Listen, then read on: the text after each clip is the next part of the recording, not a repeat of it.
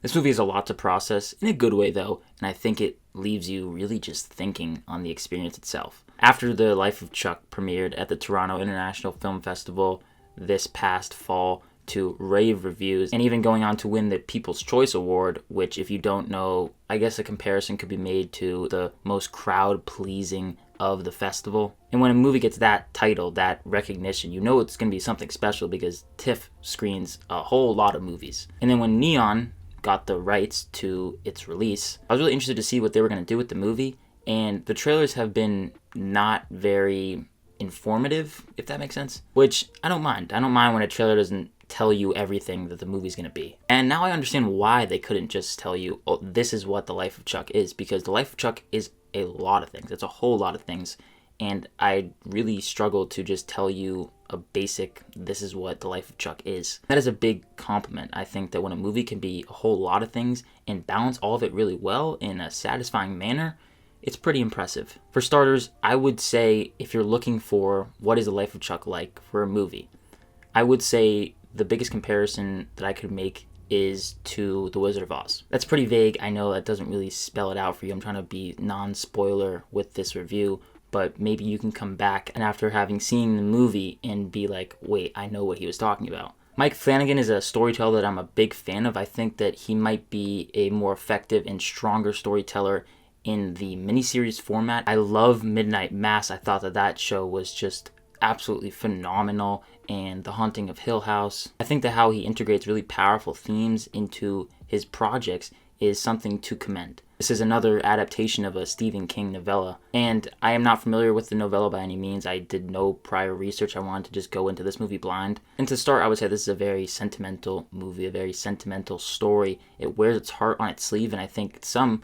might even say that was actually an issue for me, or that was something that I found the movie just to be too sappy. I personally did not find that, but I can see how others might come back and say, yeah, it didn't really work for me. How it tells its story, like I said, is unique. It starts with the third act of the story, if that makes sense, like the third chapter of the story, even though it is the first act. And to be honest, it starts off fairly depressing. I was like, wow, this is bleak. And it kind of had me confused because of that, because that was not the movie that I was expecting going into this one. So if anything, I would just say, if you watch the movie, just know that. An important thing to note is that The Life of Chuck is not an entirely depressing movie. In fact, it's a really great reminder and very powerful reminder that even in life's darkest moments, even as bleak as things can be, there are still moments and reasons for you to smile and be grateful for the life that you are living, because you just don't know what day will be your last. And another thing I love about the movie, it doesn't beat you over the head with those themes. If anything,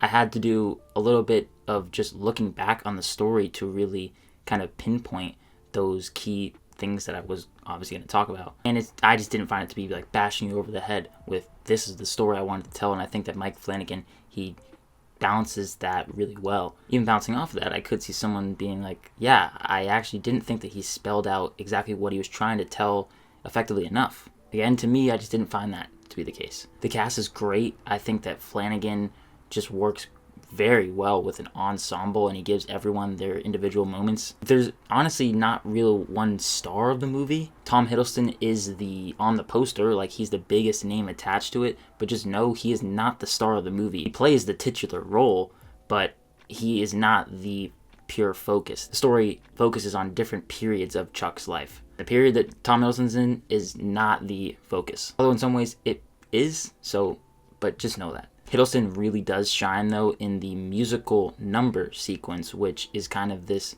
like, middle of the movie moment that really just gets you going. It fills you with joy, and that just felt like a breath of fresh air for this movie. I heard some initial reviews kind of like painting it to be this like big, elaborate musical number. It's not that. I think my favorite portrayal of the character of Chuck, the favorite version, was Benjamin Pajak, who plays the younger version of Chuck. It was also really nice to see Mia Sara, who has not acted in a lot for a while. Yes, the Mia Sara from Ferris Bueller's Day Off, one of my favorite movies. Mark Hamill has a couple really great moments too as the wise grandfather. As the movie was wrapping up, the immediate first thought for me was, I'm confused and I wish it was longer.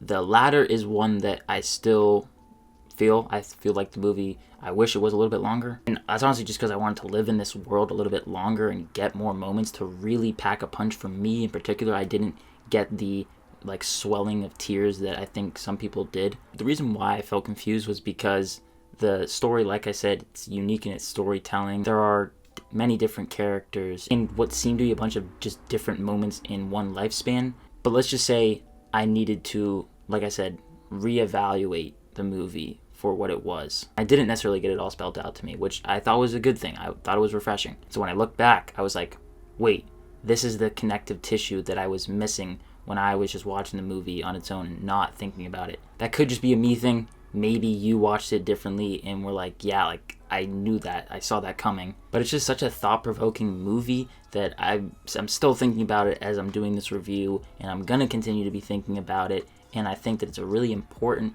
movie, and in a lot of ways it feels like a hug. This is a big thing to say, a big statement. I think The Life of Chuck is a life-affirming story. It's beautiful and it's powerful and really effective in giving you a story that makes you just rethink your world and the world inside of your head. It's really special. I want to rewatch it again, and I'm looking forward to that time when I get to rewatch it again. It's unique in its storytelling, it's sentimental, charming, emotional. So many little moments where I'm thinking back and I'm like, I love that scene. Bottom line, it's a very powerful story and I cannot recommend it enough. I'm gonna give The Life of Chuck an A-, and I would definitely recommend seeing this one in the theater.